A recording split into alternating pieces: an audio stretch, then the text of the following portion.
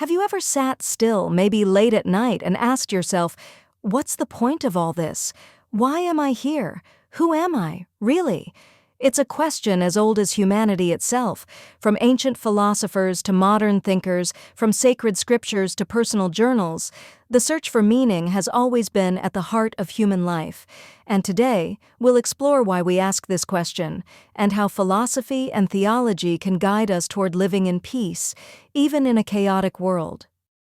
Why do we even ask, what's the point of life? Animals don't sit around and wonder why they exist. But we humans, we pause, we reflect, we long for something beyond survival. This question is not a sign of weakness, it's a sign of awareness.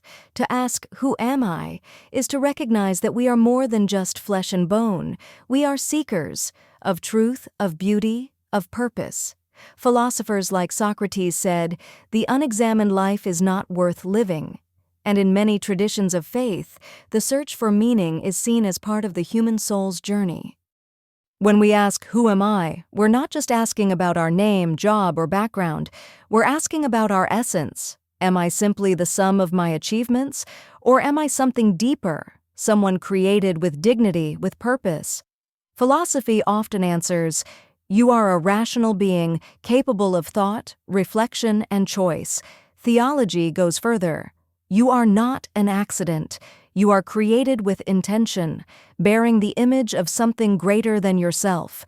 In both perspectives, there's a profound truth. You matter, and your life carries meaning, not just because of what you do, but because of who you are. So, why do we exist? Different traditions answer differently. For Aristotle, the purpose of life was to flourish, to live with virtue, to become the best version of ourselves. For the Stoics, life's meaning was found in aligning ourselves with nature and accepting what we cannot control.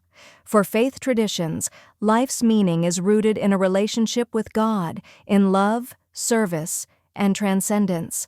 But across all of these perspectives, one theme is clear.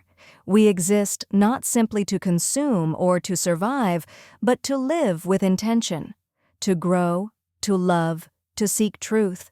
Maybe the question isn't, why am I here, but rather, now that I am here, how shall I live? Life today feels more chaotic than ever. News headlines, technology, constant comparison. Everything seems loud, urgent, and overwhelming.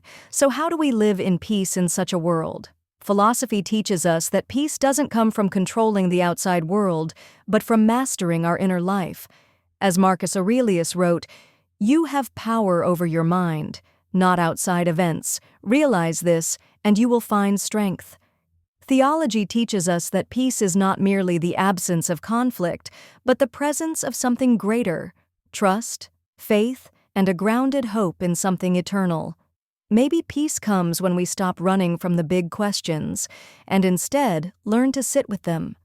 To recognize that meaning is not hidden far away, it can be lived out in the choices we make each day. Choosing gratitude, choosing virtue, choosing love. So perhaps the question, what's the point of life, isn't meant to be answered once and for all, but to guide us, to remind us that we are seekers and that in the seeking, we already begin to live meaningfully. Next time you feel overwhelmed by life's chaos, pause and ask yourself, not in despair but in reflection, who am I? And how can I live today with purpose? Because the truth is, you don't have to figure out the entire meaning of life all at once. You only have to live it, one day at a time, with wisdom, with love, and with peace. This is Everyday Wisdom.